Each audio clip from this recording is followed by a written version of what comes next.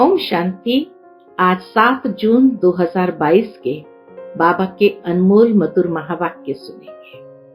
आज की मुरली में बाबा कहे, तुम बच्चों को दिन रात यही चिंतन रहना चाहिए कि हम बाप का परिचय सबको कैसे दें। परंतु फिर साथ साथ बाबा कहे, इस ज्ञान धन को पात्र देख करके देना होता है। तो देखो कि जो हमारे ब्राह्मण कुल के हैं उन्हें ये ज्ञान दो। वह आत्माएं कहाँ मिलेगी? तो बाबा कहे, शिव बाबा के मंदिर में जाओ या देवताओं के मंदिर में जाओ। जो शिव बाबा के देवताओं के भक्त हैं उन्हें ये ज्ञान दो।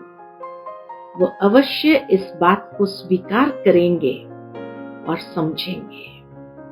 बाकी बाबा कहे, ऐसे ज्ञान धन देते जाएंगे और कोई स्वीकार न करे तो व्यर्थ चला जाएगा। तो ज्ञान धन को व्यर्थ नहीं करना है। सुनते हैं बाबा के मधुर महावाक्य। ओम शांति। मीठे बच्चे, रात दिन इसी चिंतन में रहो कि सबको बाप का परिचय कैसे दे। फादर शोज सन, सन शोज फादर। इसी में बुद्धि लगानी है। बाबा ने हम बच्चों को रास्ता दिखाया, अब हम बच्चों को बाप को प्रत्यक्ष करना है सबके आगे। आज की मुरली से प्रश्न है, ज्ञान जरा भी व्यर्थ न जाए उसके लिए किस बात का ध्यान रखना है? उत्तर है, ज्ञान धन देने के लिए पहले देखो कि यह हमारे ब्राह्मण कुल का है। जो शिव बाबा के व देवताओं के भक्त है, कोशिश कर उनको ज्ञान धन दो। यह ज्ञान सब नहीं समझेंगे। समझ में उन्हें ही आएगा जो शूद्र से ब्राह्मण बनने वाले हैं। तुम कोशिश कर एक बात तो सबको सुनाओ कि सर्व का सद्गति दाता एक बाप ही है। वह कहता है कि तुम अशरीरी बन मुझे याद करो तो तुम्हारा बेड़ा पार हो जाएगा। आज की मुरली से पहले गीत बजा है, ओम नमः शिवाय। ओम शांति। बाप बैठ बच्चों को समझाते हैं। दोनों बाप आ गए, चाहे वह बाप समझाए चाहे यह बाप समझावे, तो बाप बैठ समझाते हैं। तुम जो बाबा की याद में शांति में बैठते हो, इसको ही सच्ची शांति कहा जाता है। यह है प्रत्यक्ष फल देने वाली रियल शांति। वह है झूठी। अपने स्वधर्म का पता नहीं है, स्व को अपने परमपिता परमात्मा का पता नहीं है, तो शांति शक्ति कौन देवे? शांति दाता बाप ही है। शांति दाता बाप ही है। इसीलिए बाबा सिखाते हैं कि अपने स्वधर्म में बैठो शांति में और बाप को बहुत प्यार से याद करो। जो बाप कहते हैं, बच्चे अशरीरी हो, अपने को आत्मा समझ बैठो। तुम तो अविनाशी हो ना, अपने स्वधर्म में बैठो। और कोई ऐसे बैठते नहीं है। लोग तो ऐसे ही शांति में जाके बैठ जाते हैं। बरोबर आत्मा ही एक शरीर छोड़ दूसरा लेती है। परम पिता परमात्मा तो एक ही है। उनकी महिमा बड़ी भारी है। वह बाप है, सर्वव्यापी नहीं है। एक बात सिद्ध की तो तुम्हारी जीत है। सर्वव्यापी की बात अगर सिद्ध कर दी तो बाबा कहे तुम्हारी जीत है। फिर गीता का भगवान भी सिद्ध हो जाएगा। तो पहले सर्वव्यापी की बात सिद्ध करेंगे तो बाबा कहे गीता का भगवान भी सिद्ध हो जाएगा। पॉइंट्स तो तुमको बहुत मिलती है। सिख लोग भी कहते हैं सतगुरु अकाल। वही अकाल मूरत है। कहते भी है वह लिबरेटर है, सर्व का सदगति दाता है, दुख से आकर लिबरेट करते हैं। पतित पावन भी एक ही बात है। ऐसी ऐसी पॉइंट्स हमेशा विचार सागर मंथन करनी चाहिए। बाप को भूलने कारण ही सबकी दुर्गति हुई है। भगवान एक है तो दूसरे कोई को भगवान कह नहीं सकते। सूक्ष्म वतन वासी को भी भगवान कह न सके। ऊंचे ते ऊंच एक भगवान है। यहाँ तो है मनुष्य सृष्टि जो पुनर्जन्म में आते हैं। मनुष्य आत्माएं इस सृष्टि पर तो पुनर्जन्म में आते हैं। परम पिता परमात्मा तो पुनर्जन्म में नहीं आते हैं। फिर कैसे कहते हो कि कुत्ते बिल्ली सब में परमात्मा है? सारा दिन ये बुद्धि में रहना चाहिए, बाप का परिचय कैसे दे। अब रात दिन तुम इस चिंतन में रहो कि कैसे सबको रास्ता बताएं। पतितों को पावन बनाने वाला एक ही है। फिर गीता का भगवान भी सिद्ध हो जाएगा। तुम बच्चों की ही जीत होनी है। सो जब मेहनत करेंगे, बाबा कहे तुम बच्चों की ही जीत होनी है, सो जब मेहनत करेंगे। महारथी घोड़ेस्वार प्यादे तो है ना। तुम बच्चे जानते हो भारत को ही बाप से वर्षा मिला हुआ था, अब छीना हुआ है, फिर बाप देते हैं। बाप आते ही भारत में है। यह जो इतने धर्म है यह सब खत्म हो जाने हैं। फिर सतयुग होगा। हाय हाय के बाद जय जयकार हो जाती है। हाय हाय के बाद जय जयकार हो जाती है। मनुष्य दुख के समय हाय राम करते हैं ना। कहते हैं ना राम नाम का दान दो। इस पर श्लोक बने हुए हैं। सिख लोगों का भी नाम बहुत है। वह भी कहते हैं अकाल तख्त। तुम बच्चों का तख्त कौन सा है?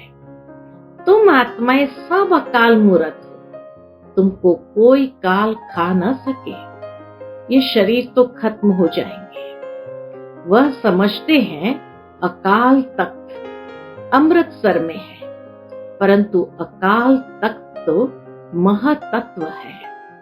परमधाम को कहा जाता अकाल तख्त, वो महतत्व है। हम आत्माएं भी वहां के रहने वाले हैं। गाते भी है बाबा आप अपना तख्त छोड़कर आओ। वह सर्व के लिए शांति का तख्त है।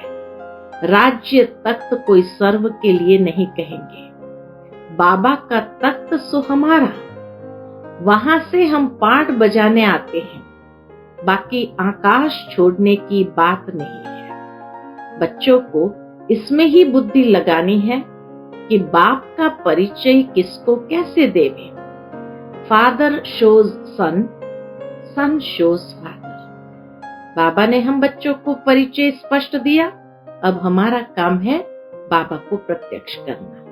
हमारा बाबा कौन है, उनकी मिल्कियत क्या है, जिसका मालिक बनेंगे, यह बुद्धि में है। मुख्य है ही बाप का परिचय। सारा रोला इसी में है। एक कज भूल का नाटक है ना। भूल कराने वाला है रावण। सतयुग में तुम देही अभिमानी रहते हो। हम आत्मा है। बाकी यह नहीं कहेंगे कि हम परम पिता परमात्मा को जानते हैं। नहीं, वहां तो सुख ही सुख है। दुख में सिमरण सब करते हैं। भक्ति मार्ग पूरा हो गया, ज्ञान मार्ग शुरू हुआ, वर्षा मिल गया, फिर भगवान को क्यों याद करेंगे? कल्प कल्प वर्षा मिलता है। यह ड्रामा ही ऐसा बना हुआ है। बाप को कोई भी जानते नहीं है। अब तुम बच्चों को बाप ने पहचान दी है। रात दिन बुद्धि में यही बातें चलती रहे। ये बुद्धि के लिए भोजन है। कैसे बाप का परिचय सबको देवे। बाप का एक ही रीइनकारनेशन गाया जाता है। शिव बाबा एक का ही रीइनकारनेशन गाया जाता है। समझते हैं आएंगे जरूर कलयुग अंत सतयुग आदि के संगम पर पतितों को पावन बनाने। मुख्य है गीता। गीता से ही हीरे जैसा बन सकते हैं। बाकी सब शास्त्र है गीता के बाल बच्चे, उनसे कोई वर्षा नहीं मिल सकता है। सर्व शास्त्रमय शिरोमणि गीता श्रीमत मशहूर है। श्री है सबसे ऊंचे ते ऊंचा। श्री श्री 108 रुद्र माला, यह है शिव बाबा की माला। तुम जानते हो सभी आत्माओं का बाप यह है। बाबा बाबा तो सब करते हैं। बाबा कहे सभी आत्माओं का बाप तो यह है। बाबा बाबा तो सब करते हैं ना। बाबा की रचना रची हुई है, यह कोई भी जान नहीं सकता। बाबा कहते हैं तुमको कोई जास्ती तकलीफ नहीं देते, सिर्फ बाप को भूलने से गिरे हो, उनको जानना है। अब तुम घोर अंधियारे से घोर सोजरे में आ गए हो। तुमको ज्ञान की डांस करनी है। मीरा की थी भक्ति की डांस, अर्थ कुछ भी नहीं। व्यास भगवान कहते हैं अब व्यास तो है बाप जो गीता सुनाते हैं। तुम कोई को भी सिद्ध कर बता सकते हो। बाबा एक ही है, उनसे ही वर्षा मिलता है, नहीं तो भारत को स्वर्ग का वर्षा कौन देंगे। स्वर्ग की स्थापना बाप बिगर कोई कर नहीं सकते। स्वर्ग की स्थापना बाप बिगर कोई कर न सके।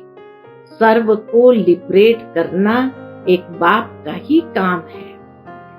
पोप भी कहते थे वननेस हो, एकता हो, परंतु वो होगी कैसे। हम एक के तो सब बने हैं ना। बाबा ने हमें बताया है ये युक्ति, वननेस कैसे हो। हम एक के तो सब बने हैं ना, फिर भाई बहन कैसे हैं, ये जानना चाहिए। वननेस अर्थात फादरहुड हो गया। यह तो सब ब्रदर्स है ना।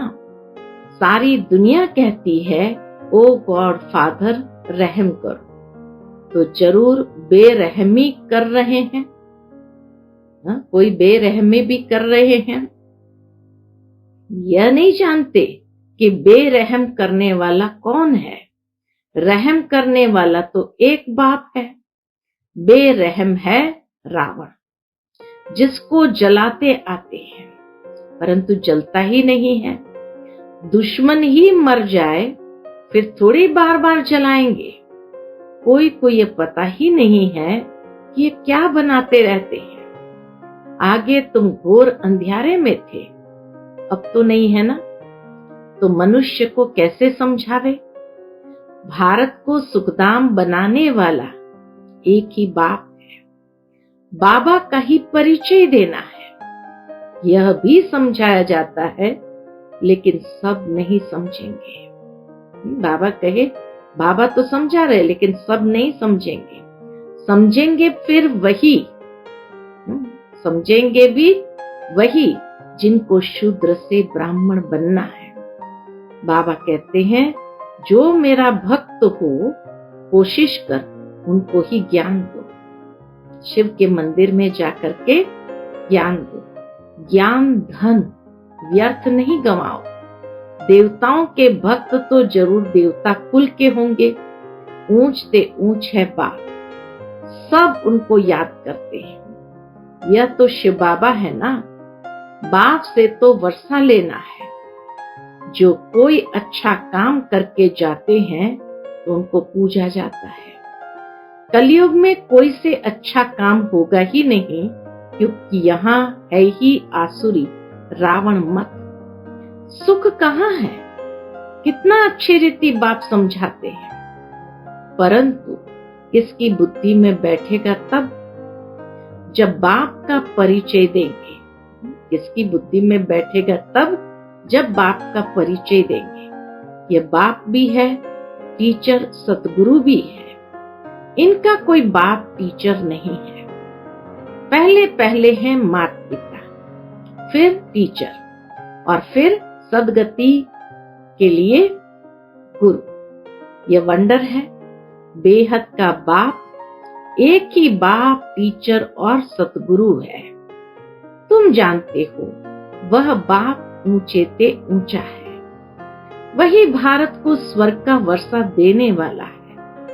नरक के बाद है ही स्वर्ग। नरक के विनाश के लिए विनाश ज्वाला खड़ी है। पूरे नरक का विनाश के लिए ही विनाश ज्वाला खड़ी है। होलिका में स्वांग बनाते हैं ना, फिर पूछते हैं, स्वामी जी इनके पेट से क्या निकलेगा? बरोबर देखते हैं यूरोपवासी यादवों की बुद्धि से साइंस की कितनी इन्वेंशन निकलती है। तुमको कोशिश कर एक ही बात पर समझाना है। पेट से मुसल वास्तव में निकलते नहीं है, लेकिन जिस तरह किसी के लिए भी कहा जाए कि इसके पेट में कोई बात नहीं रहती, वास्तव में बात रखनी है बुद्धि में, लेकिन ये कहावत है। ठीक इसी तरह बाबा कहे ये यूरोपवासी यादव लोग कितने बुद्धि से इन्वेंशन साइंस की निकालते रहते हैं, अर्थात ये मुसलों की इन्वेंशन बुद्धि से निकलती है, लेकिन उसको जोड़ दिया उस मुहावरे के साथ और पेट कह दिया। तो बाबा कहे तुम्हें कोशिश कर एक ही बात पर समझाना है। सर्व का सदगति दाता एक है। बाप आते ही भारत में है, तो यह सबसे बड़ा तीर्थ हो गया। कहते भी है भारत प्राचीन था, परंतु समझते नहीं। अभी तुम समझते हो, जो प्राचीन हुआ है सो फिर से होगा। तुमने राजयोग सीखा था, वह फिर सीखते हो। बुद्धि में है यह नॉलेज बाबा कल्प कल्प देते हैं। शिव के भी अनेक नाम रखे हैं। बबुलनाथ का भी मंदिर है। कांटों को फूल बनाया है, इसलिए बबुलनाथ कहते हैं। ऐसे बहुत नाम है जिसका अर्थ तुम समझा सकते हो। तो पहले पहले बाप का परिचय दो, जिसको सब भूले हुए हैं। पहले बाप को जाने, तब बुद्धि योग लगे। बाप से वर्षा लेना है, मुक्ति धाम से फिर जीवन मुक्ति धाम में जाना है। यह है पतित जीवन बंध। बाबा कहते हैं बच्चे अशरीरी बन। अशरीरी बन बाप को याद करो, इससे ही बेड़ा पार होगा। सब आत्माओं का बाप वह एक ही है। बाप का फरमान है मुझे याद करो, तो योग से विकर्म विनाश होंगे, अंतमति सुगति हो जाएगी। हमको वापस जाना है, जितना हो सके जल्दी जावे। जितना हो सके जल्दी जावे, परंतु बाबा कहते जल्दी तो हो नहीं सकता। ऊंच पद पाना है तो बाबा को याद रखना है। हर एक बाप के बच्चे हैं। अब बाप कहते हैं मन मना भव। कृष्ण थोड़ी कहते हैं। कृष्ण कहाँ है? यह तो बाप है, परम पिता परमात्मा, प्रजापिता ब्रह्मा द्वारा स्थापना करते हैं, तो जरूर यहाँ होना चाहिए। यह है व्यक्त पतित दुनिया, वह है पावन दुनिया। पतित दुनिया में पावन कोई हो नहीं सकता। झाड़ में देखो ऊपर में खड़ा है, और यह नीचे तपस्या में ब्रह्मा बैठे हैं। इनके ये फीचर्स सूक्ष्म वतन में देखते हैं, यह जाकर फरिश्ते बनते हैं। श्री कृष्ण इस समय सांवरा है ना। पहली बात जब तक न समझाई है, तब तक क्या होगा? कुछ समझेंगे नहीं। इसमें ही मेहनत लगती है। माया फट से बाप की याद भुला देती है। निश्चय से लिखते भी है। क्या लिखते हैं? बरोबर हम नारायण पद पाएंगे। फिर भी भूल जाते हैं। माया बड़ी दुस्तर है।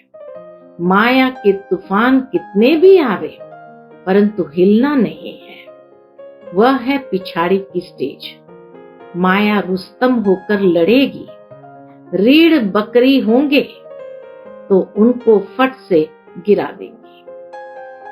माया रुस्तम होकर लड़ेगी, जो रीढ़ बकरी होंगे उनको फट से गिरा देंगे। डरना नहीं है।